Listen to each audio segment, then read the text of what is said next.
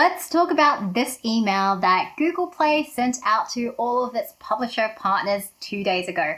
It announced the beginning of Google Play's beta program for auto-narrated audiobooks, which is a huge deal for self-published authors. Quite a lot of audiobook narrators and authors have expressed concerns with Google's move into auto-narrated books. I personally think this is the best news in self-publishing since the announcement of the Draft2Digital and Smashwords merger, and I also think this is the best possible thing that could have happened for audiobook narrators too. Here's why.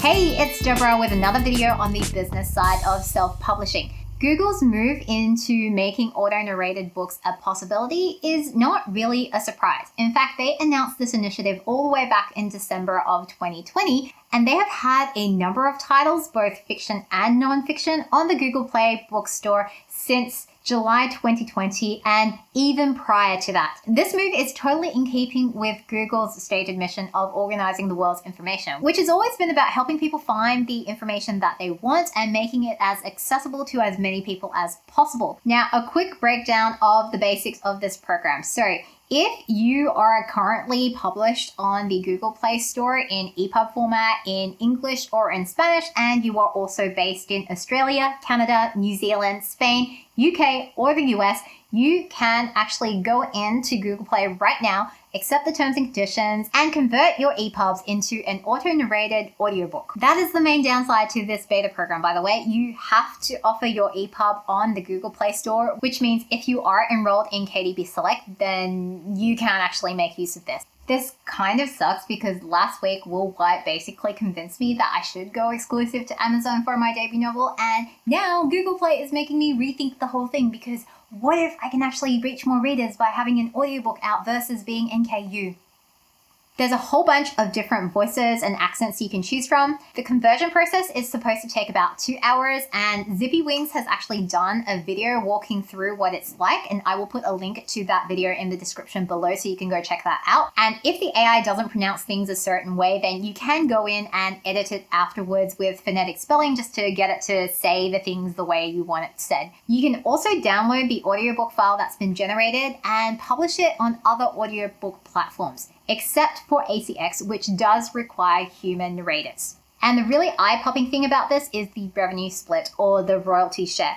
Google is going to be paying 52% on the revenue split, and they are doing the revenue split on the list price, which is vastly more favorable to us as publishers when you compare it to what ACX offers. Quite a few authors and audiobook narrators have expressed the usual and the expected concerns over on Twitter. A lot of the concerns being expressed over on Twitter come from a place of thinking that, oh, well, if Google Play makes it possible to produce these auto-narrated audiobooks for free, as it is currently right now in the beta program, or for an extremely minimal cost, why would anybody ever choose to hire a human to do a professionally narrated audiobook? I don't think that's the best way to frame the discussion, and we'll get to that later in this video. But since this seems to be a big concern for audiobook narrators and for quite a few authors, I want to address this up front, which means let's talk some numbers. Realistically, as an indie author, I don't have many options when it comes to producing a minimum viable product for an audiobook format. I can either front up the cash and pay for a professional human to narrate my audiobook, which for my book, based on some numbers provided by Travis Baldree, a professional audiobook narrator, which is going to run me something like around $4,000. Now, let's put that into the context of my entire title P&L. The vast majority of titles are published in 4 primary formats. You've got the ebook, the paperback, the hardcover, and the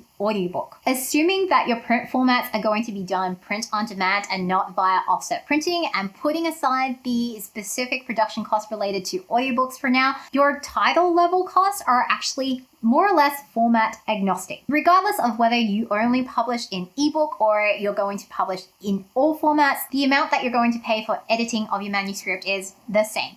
The amount that you're going to pay for your cover design and your artwork is the same. What you will have are incremental marginal costs for adapting the final product to the different formats. So for example, my cover designer charged me about $400 to do my cover, and the incremental cost of adapting that cover for a paperback or a hardcover is about $100 to $150, which is a fraction of the original cost of getting the cover designed. So when it comes to deciding what formats to offer your title in, if those incremental marginal costs are not significant, then I think it always makes sense to offer your books in as many formats as possible, because that way you can maximize the number of people that you can reach. And that's why print on demand has been so powerful, because previously when offset printing was the only option, you had to be really confident you were going to make back your investment on an offset print run in order to offer a print format. But with print on demand, as long as you've set your list price high enough to cover your per unit print costs and make a little bit extra to cover any distribution costs on top of that, you have nothing to lose by offering a print format. And in fact, if you don't, you're just basically leaving money on the table. When you think about it from this perspective, the problem with the audiobook format becomes immediately apparent. The incremental cost of producing an audiobook is not insignificant. In the case of my prose title, the incremental cost of getting a human narrated audiobook professionally produced is something in the order of 4 or 5 times more than what I am paying on the rest of my title level costs for all my other formats. It simply doesn't make good business sense for me to offer an audiobook because it's just too risky. I have no way of knowing whether or not I am going to recover that $4,000 or $5,000 on the audiobook, because I'm not even confident at this stage that I will recoup the $1,000 that I have put into my ebook and my print formats. But the Google Play beta program changes all of that, because the marginal cost for an auto-narrated audiobook is not $4,000 or $5,000. Right now, it is $0 upfront and more like 12 to 20 hours of my time going through the converted audiobook files and correcting mispronunciations by changing, phonetic spellings and things like that, which if I do it, I'm going to have quite a lot of it because I've got a fantasy novel. So I have lots of made up fantasy terms, which I personally have not decided on how they should be pronounced. So, yay for me. The point is, the Google Play beta program makes it possible for me to release a minimum viable product version of my audiobook for no risk, virtually no risk, because I will happily spend 3 days of my time going through an audiobook and fixing the pronunciation files, because once I have that audiobook out there and on the market, I can reach a whole new group of readers that I had no chance of reaching before. And if we go by the kinds of proportions that Brandon Sanderson was pulling for his Kickstarter, about 25% of his backers opted for an audiobook only format, which is about the same number of readers who opted for the ebook only format. I mean, that is a sizable segment of the market who exclusively read in audiobooks. So to not launch a title with an audiobook format, it is leaving money on the table, because you are excluding this whole audience of potential readers who might love your book. I would bet every single self-published author out there would love to have their titles available in audiobook formats. It's just before this program, it was not really commercially feasible to have that happen. You either had to have deep enough pockets to sustain the loss if you don't earn out your audiobook, or you could have opted to do it yourself. And when you run the numbers on that, I'm not convinced that it is the best return on investment for your time as an author. I actually do narrate my own audiobooks for my bilingual kids books. The reason for that is, 1, I speak both languages, and 2, they are very, very short books. So I have full confidence I am capable of narrating those. And 3, I also read to my daughter every night. And so in a way, I am already used to narrating those books, and I've had plenty of practice narrating those books. It takes 1 hour of my time to narrate,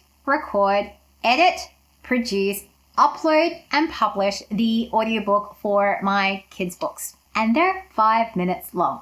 So if I take that ratio of time and I try to work out how long it would take me to narrate my prose novel, it works out to be something like 145 to 150 hours of my time. And to put the opportunity cost of that time into perspective, I draft new prose at roughly 500 words per hour on average. That's 72,000 words, or roughly 2/3 of the next book. And we all know that frontlist sells backlists. Here is what I think is a better way to frame this discussion. I want to make the case that audiobooks should not be considered one format. They should actually be considered a category of formats, just like how we have a whole range of text formats. As we can see from the text formats, I think there is a market for each of these different types of reader experiences when it comes to audiobook formats too, ranging from the very low end of text-to-speech software built in on the device that you are reading from that converts the text on the fly, to auto-narrated audiobooks, to human-narrated audiobooks, and things like graphic audio formats.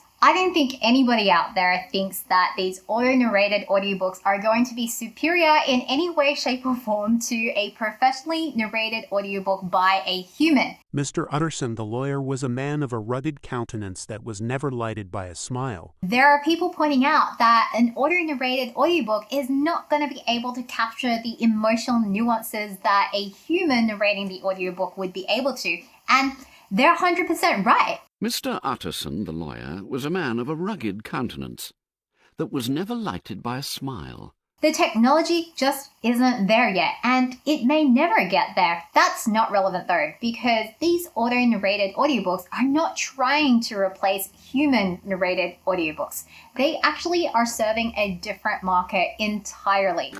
We're using auto-generated narrators to open up a world where more stories can become audiobooks, giving narration to books that wouldn't have had any. They're about accessibility, getting more titles read by more people who prefer to read in audiobook format. And because this technology drops the marginal cost of producing an audiobook so much for an individual publisher, it actually makes it possible for me to take ebook pricing strategies with my audiobooks, because I could actually do audiobook giveaways affordably now that I'm not worried about having to make back my investment of $4,000 or $5,000 on the production cost. It really changes the game in terms of what I can do to try and build a readership as a new self-published author. This development is an opportunity, not a threat. Audiobook narrators, don't worry about losing work. If anything, I think you'll be inundated with more work than you can handle. If I can sell enough auto-narrated audiobooks to afford your fee, you can bet that I will be sliding into your DMs as soon as possible. Of course, I want to offer my readers the ability to get my book and experience it in that premium listening experience that you provide as a professional narrator. What we're seeing here is a technological revolution that is a disruption to how publishers can bring audiobooks to market,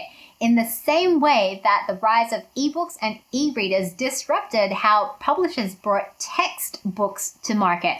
And if you want to learn more about that, then you should watch this video next.